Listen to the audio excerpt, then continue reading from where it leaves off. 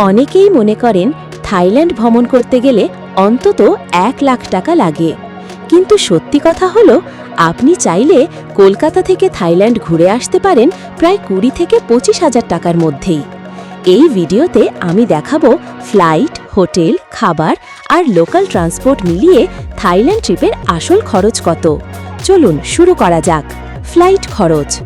সবচেয়ে বড় খরচ হয় সাধারণত ফ্লাইটে। কলকাতা থেকে সরাসরি ফ্লাইট পাওয়া যায় ব্যাংকক।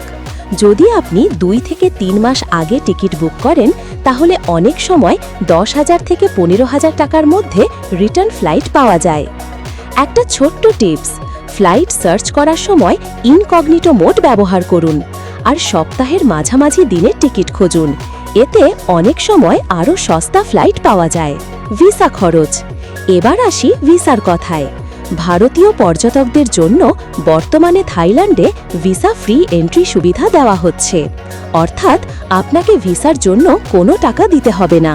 শুধু পাসপোর্ট, রিটার্ন টিকিট এবং হোটেল বুকিং থাকলেই সাধারণত এন্ট্রি পাওয়া যায়।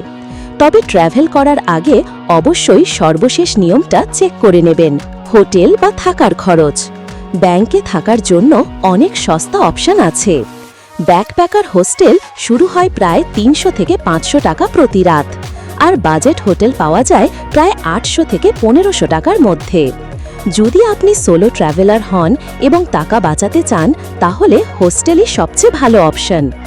অনেক হোস্টেলে থাকে ফ্রি ওয়াইফাই, কমন কিচেন এবং অন্য ট্রাভেলারদের সাথে পরিচয়ের সুযোগ। খাবারের খরচ। থাইল্যান্ডের সবচেয়ে মজার জিনিস হলো street food.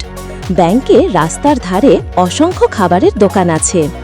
1 plate fried rice অথবা নুডলস দাম প্রায় 50 থেকে 100 থাই বাত, মানে ভারতীয় টাকায় প্রায় 150 থেকে 300 টাকা। আপনি চাইলে দিনে 3 বেলা খেয়ে মোটামুটি 400 থেকে 600 টাকার মধ্যে খাবার ম্যানেজ করতে পারবেন।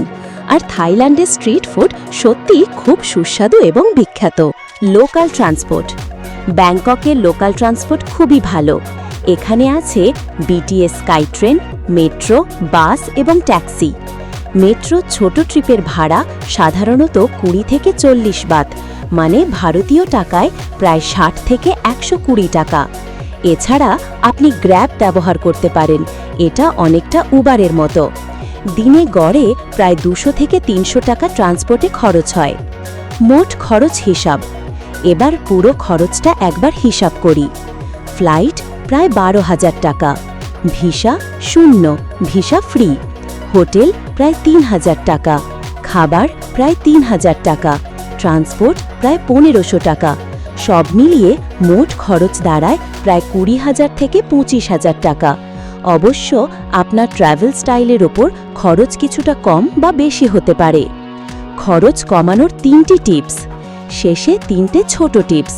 প্রথমত, ফ্লাইট আগে থেকে বুক করুন।